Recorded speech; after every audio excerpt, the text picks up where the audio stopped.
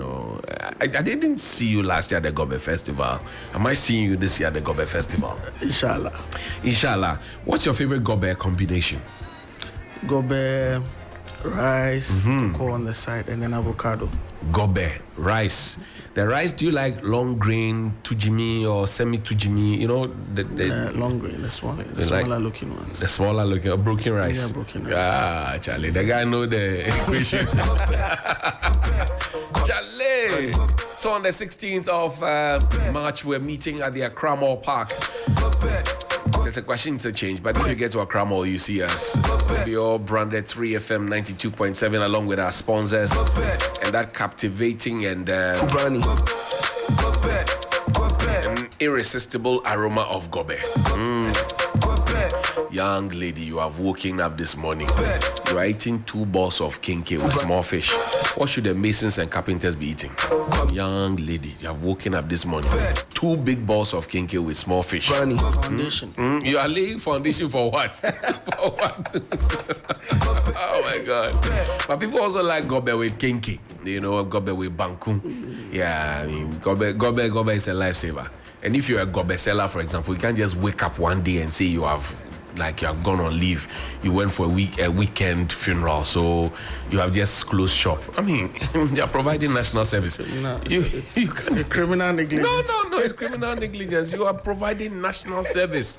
You are an essential worker. You have neglected your duty of care to your customers. To your customers. That's why during COVID, Gobe sellers were allowed to go out and serve. Essential service. Because even the COVID people understood your essence in the value chain. Then you just wake up one day, Davy, and you say, today I don't feel like I'm serving. Do you understand your calling? Do you understand what responsibility the state has placed on you? Absolutely. Yeah, you don't understand. Please, Davy, don't do that again.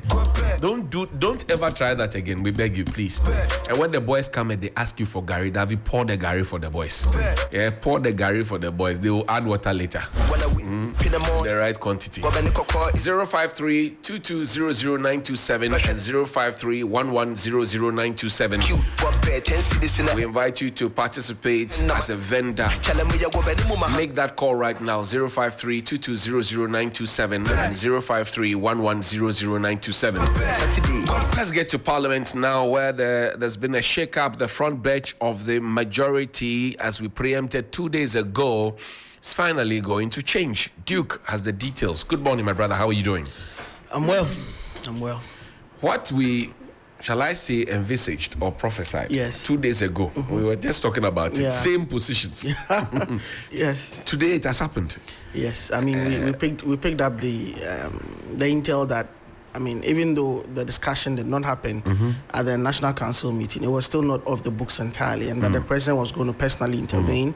It had just been shelved to allow for further consultation, and that did happen last night. And even before that consultation began, reading the room and understanding the kind of shifts and sentiments within the majority group, Osechi Mensah-Bonsu decided to resign from his position as majority leader even before they went into that meeting. So then that would have set the tone, or that set the tone for what would be the emergence of a new leadership for the majority.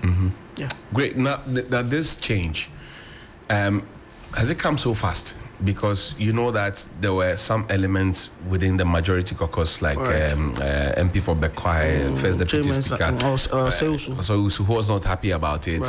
Apia Kubi also said that, look, this was for, the AOB or item 5 on the meeting at Alisa Hotel was not necessarily meant to do this. So what are you doing? Now it has happened. What have they been saying? Well, for now, anybody you try and engage, they're being coy because it's still early days yet. But what is clear is that there are people, scores of members of parliament who are not happy, who are not happy. I don't want to make this conversation about a regional caucus, but if you take a closer look at the people who were at that press briefing by Osei-Osu, 2 things were clear. Number one, most of them were not returning. Most of them are not sick. They are part of that 47 odd members of parliament who will not be returned. That's one. And then 2, a predominant number of them were also from the Ashanti region. So many were trying to read meanings into that. This is the Ashanti caucus, which is, of course, the largest caucus. backing Chairman Sabonsu as leader and saying that this is not the most honorable way for one of our greatest servants to leave the scene as a politician. Right. Let him serve his entire term out and then exit very honorably, rather than for him to resign or for you to reshuffle him or for you to push him or that kind of thing. So, of course, that should tell you that it's not everybody who is happy about the emergence of the new leader, Appenyo Marking, and his first job or his first role is cut out for him to try as much as possible to unite the fragmented ranks of the majority as it stands now. Whoever tells me that there are no fragments, the person doesn't know what they are talking about. To have a whole first deputy speaker lead a press conference to say that we have heard about these things and we will not countenance any change. And just barely 48 hours for things to change means that a lot has happened in the background, a lot has happened in the back room, and many feel that Chairman Sam may have been pushed to do this. If he indeed has been pushed, he's mentored a lot of people. He's a father figure to a lot of people in Parliament, has a lot of gravitas. And of course, even though we've seen pictures of laughter and with him and Appenyo and Katie Hammond and all laughing and the rest, it's not all. I mean, look, it may just be like the cow dunk, very dry at the top, very solid at the top, but when you step on it, a lot of issues, Charlie, which secondary school did you attend? Because I went to Sunyani Senior High School. Because Edem and I can relate to this, and Alfred, we can relate to this countdown thing. Anyway, but let's listen to the Honorable Joe Osei-Owusu, MP for Bekwai. He's also the first deputy speaker in Parliament. Earlier, when he spoke about the possibility of a shake-up in Parliament, especially on the front bench on the side of the majority. It's some 28 minutes after 8 here on 3FM Sunrise. Listen. We are here to inform you, and through you to the world, that the publication that are going around is not true, it's false, that the caucus, the majority caucus, have not made any changes in its leadership. The majority caucus has not contemplated making any changes to its leadership, and that we tell the whole world, Ghana, to ignore any such publications. And I want to assure you that we have confidence in the leadership as they are, and the status quo shall remain. We are aware that upon the nomination of one of the deputy whips as a minister, a replacement will be made. That replacement will be made by the caucus when we have had the opportunity and the time to consider the appropriate replacement.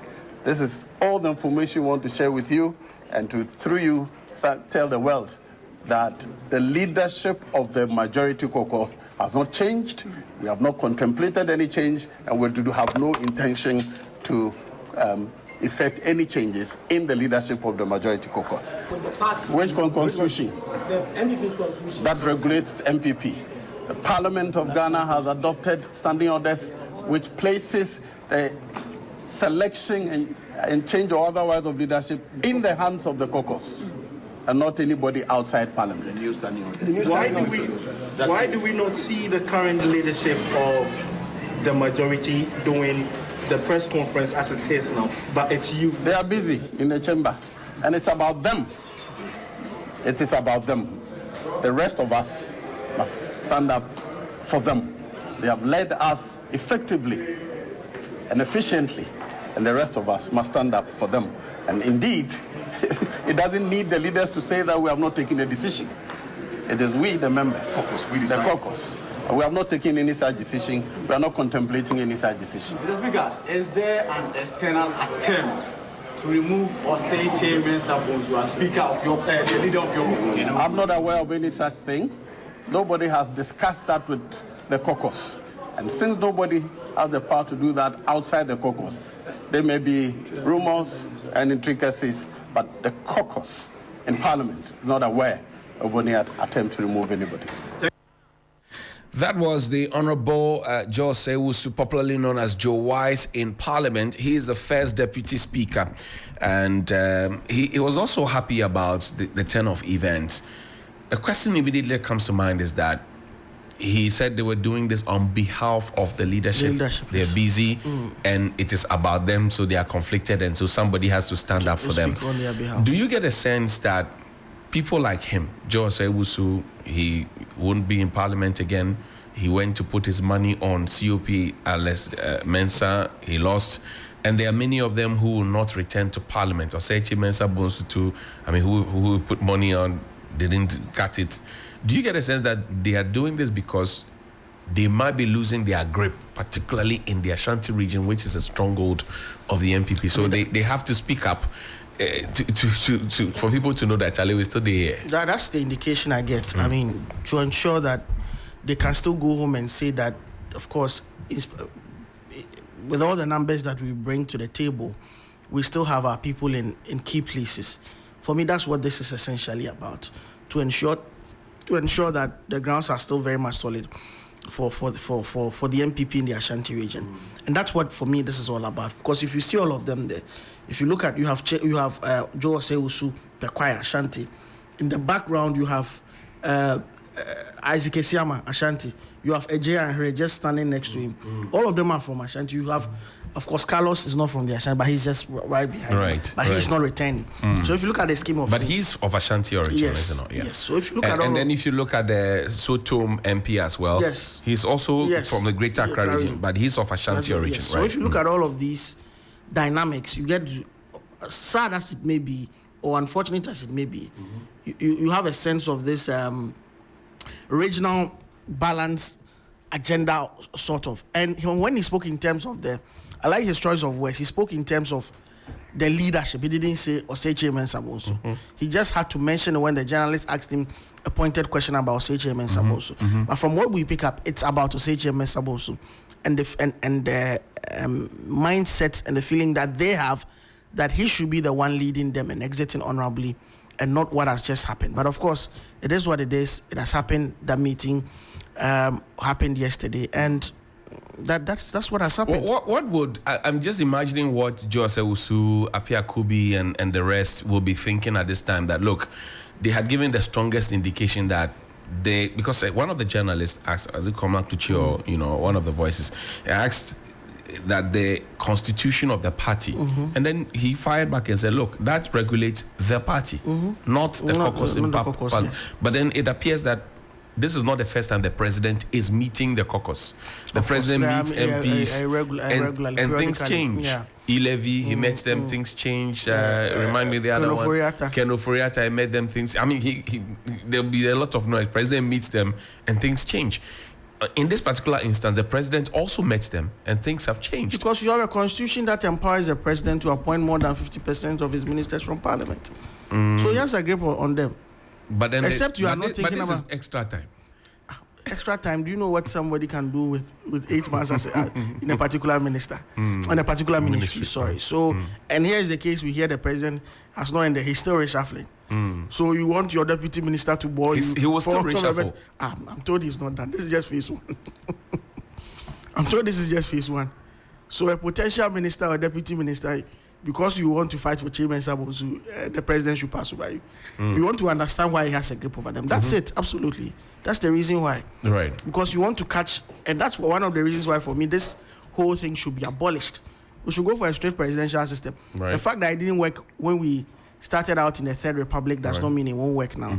It's one of the things that we need to, if you are an MP, be MP, develop yourself as a career parliamentarian. Member of parliament. The minister, there are a lot of politicians, and not necessarily, it will even force government, the parties to go for technocrats more to run our ministries, rather than to have politicians coming in, somebody who has next to management accountant and go and make him health minister. That's not a shade to anybody, but I'm just making the point that because the president has a wand around our parliamentarians, he has to.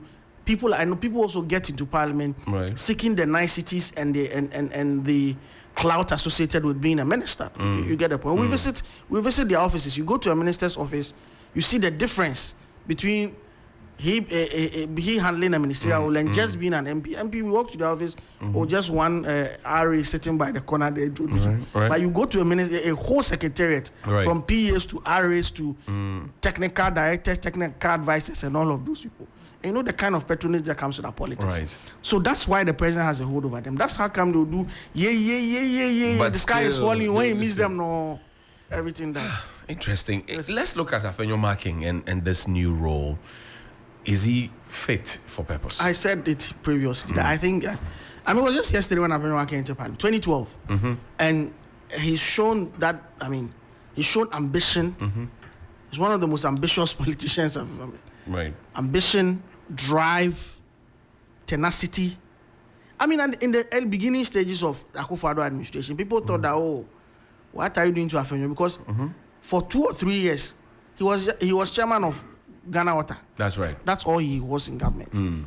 But he was still fighting, communicating for the party, doing his things from the back end. At that point, Adwoa Safo was the deputy, and people thought that role should have gone to him and not Adwoa Safo. You know that those conversations. There are conversations in the background, but that I will not sit on national radio and confirm or deny whether. No, I'm not. I'm just saying that those were things that were said. Yes. I mean, you and I, coffee shop, we go to Parliament. We hear a lot of things. Yes. But the point really, I'm just saying that he has. Of course, he has a mastery of the rules. That's very important. His sense of the law is superb, very good. He's young. He has the drive. He has the energy. He has top negotiating skills. He's good, but just as it is with great personalities, they would always divide opinion. All right. So people also think that he is. I don't know. I'm trying to find the most appropriate word to describe it, but he's too preemptive, like operate. If you right, say he's. Would you rather say he provokes debate? He does that, but when this is coming from your own fold, okay. If it's from the majority, see what he doesn't shy away from controversy. Right. See what he's doing with the LGBT thing. Right. Everybody's saying, no. This is my 60 position. amendments. And he had earlier made this position clear. He was not the only one. Komla Kluchi was the one who did that interview where he was trying to galvanize support and said that, look, this is what the Catholic Church had said, and so this is what he would go with because he's also a Catholic. Yeah. I think in that clip we saw the second deputy speaker of Parliament, Isiama. Yeah. We saw MP for Bongo, Bawa. And a couple of others. In that thing with Afenyoa Makin leading them to say that, well, this is what our church has said, and that's where we'd go. We can't disagree with the church and all of that. But let's look at the opposite number. If he becomes majority leader, all right, his opposite number would be Dr. Kesela Tuforsin. Neck to neck. The leadership in the central region, that's one thing which makes me happy. But it makes me happy in the sense that, the central region has always had a mind of its own. For two leaders, this will be the first time we have two leaders coming from the central region. Vis-a-vis all the issues that they have with education, with poverty, with incidents. It's not as if it's the only region that has issues. But I'm just saying that it just tells you that the political parties think that central region will also be a key battleground to have two leaders in Parliament. Mainly because it's also a swing region. Absolutely. So you're looking at who wins the heart of the central region. Absolutely. If you want to extend the conversation, the NDC's running mate in the 2020 elections was from the central region. Yes. And people would suggest that the electoral, fortunes of the NDC in the central regions in the last election, showed particularly also extended along the coastal areas, all of that. And the NPP lost a lot of right. They had from about 15, from about 13 seats to about just 5. Yes. So the 4 has really been hard. So it's probably something that they are looking at. Apart from that, there are concerns, I'm told, within the party, conversation about how everything was going to the Ashanti region. So, Deputy Speaker, Ashanti, Second Deputy, Ashanti, Leader, Ashanti, running mate is going to come from Ashanti, we are told. So, in terms of balancing how the party, General Secretary, Ashanti, Organizer, Ashanti. So, if you look at, for those who've backed this, change, it's also a way to look at the way the NPP looks from the outside, from the outside, in terms of the balance on its front bench, as well as the balance in its stakes. These things matter when it comes to the optics of the politics. So I'm told that's one of the issues that were seriously canvassed. As to why there should be a change in leadership, and Chairman Sabonsu should step aside for someone else to get in. So that's what we are told. It's, probably Afenyoa Makin will be vetted. That will be a good opportunity. He'll be to prove to people why he's qualified to be the leader, because he will not just be leader of the house, he will also be Minister for Parliamentary Affairs, because there's a whole Ministry of Parliamentary Affairs, leader of government business. Leader of government business. So it should be in the communication. That would be read in Parliament today, right. And now all of that will happen. But his first job is cut out for him to be able to unify the ranks and bring everybody together to prosecute the agenda that they want to. But if you ask me, Chairman Mensah should have exited in a much more honorable way. And for those who are acolytes of Chairman Mensah Bonsu, those who are acolytes of Chairman Mensah Bonsu, who would want to tag along and show some bit of solidarity and all of that, I'm wondering how Afenyo is able to bring them, to the table, because also if the likes of Chairman Mensah Bonsu and Joe Wise and people who think along the line and feel connected to him are leaving, they would want to leave with a big bang, for example. And the most difficult thing at this time for him to do is, as leader of government business, Minister for Parliamentary Affairs, if he so gets the nod, will be also to champion the things of government.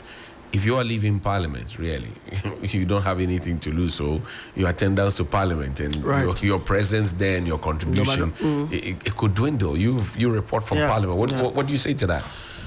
Leadership is vision. It's just left with it's for the new leader to be able to explain his vision broad enough to be able to get everybody along, especially when the party is trying to do what has never been done before, which is to have a better grip of Parliament and also to break the 8, as they call it. So if you want that, you should be able to get everybody in the boat. Of course, he as a leader will have to make certain concessions to be able to show that everybody. If anything, if what we saw, the pictures were released yesterday, is anything to go by, then it's a good start, having them laugh. Of course, it would also mean Chairman Mensah reigning in his ranks, being able to talk to the people who were for him and say that, hey, I'm even the person you're fighting for. I'm taking this coolly. Right. So I think we should all. This will be the second happy photo we have seen of Afenyo marking, and in a very nice photo. The first one was with Kennedy Japan and Sylvester. Right. After that, I'll show you. I'll give you a showdown on the floor of Parliament. But Duke, I thank you very much. Before you go though, the Bawumia for President 2024 campaign team. Committee. Yeah, they put together the campaign committee. It was dated the 21st of February 2021 for immediate release. And it says the flag bearer of the New Patriotic Party constitutes the manifesto committee for the 2024 elections. The flag bearer of the New Patriotic Party has constituted a manifesto committee for the 2024 general elections. The committee will be chaired by the Honorable Chairman Mensah Bonsu, and sector ministers will serve as advisors to the committees. The committee shall be responsible for undertaking a holistic review of the party's 2016 and 2020 manifestos and engaging in all relevant stakeholders to come up with a pragmatic 2024 manifesto. The manifesto committee is further charged to discharge their mandate efficiently and professionally to provide or produce a comprehensive manifesto document that can stand the test of time to address the legitimate concerns and socio-economic challenges of Ghanaians. Find below the composition of the committee chairs and their various designations. 1, Manifesto Committee. Honorable Chairman Mensah Bonsu is chairman of the Manifesto Committee, and Honorable Kojo Oppong-Nkrumah, vice chairman of the Manifesto Committee.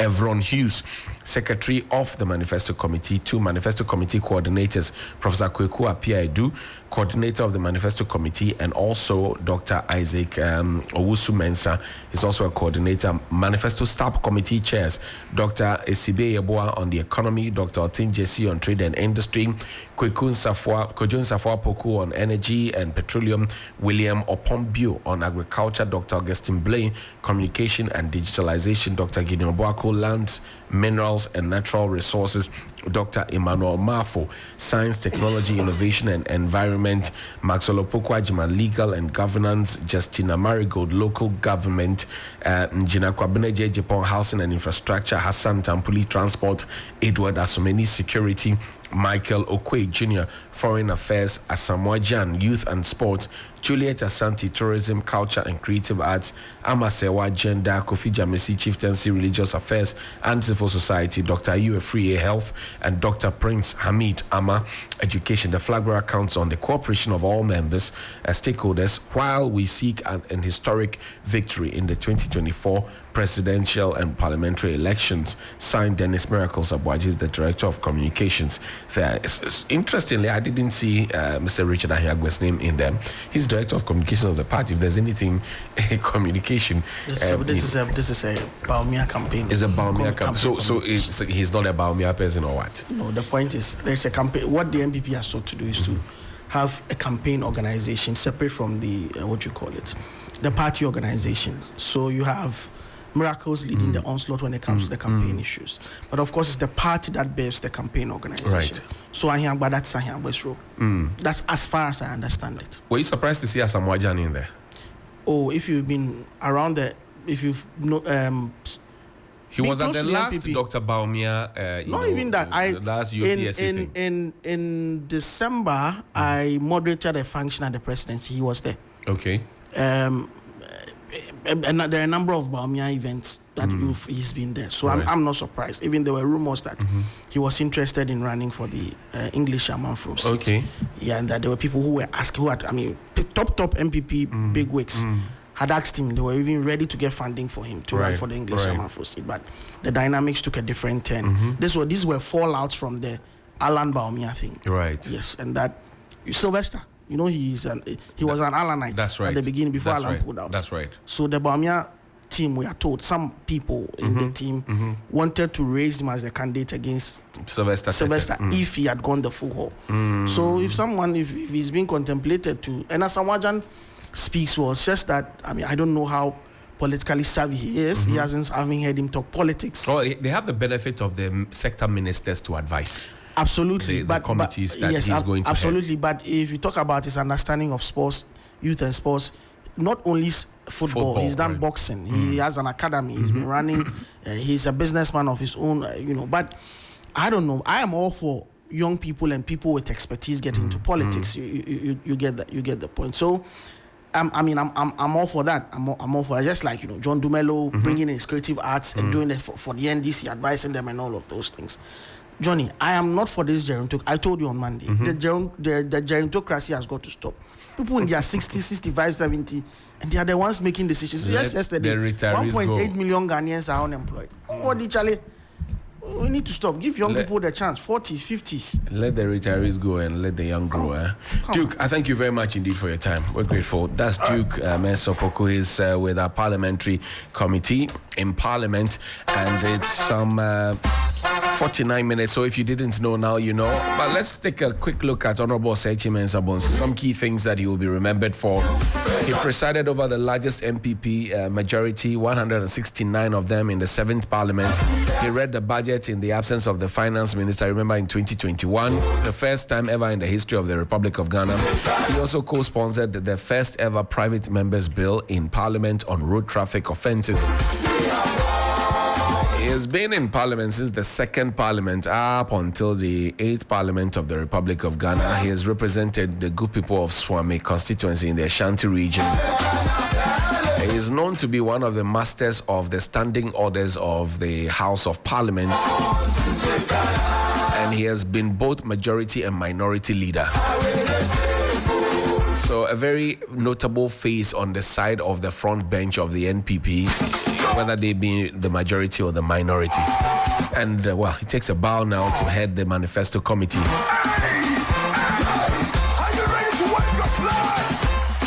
It's 50 minutes after 8 here. I'm bringing you a very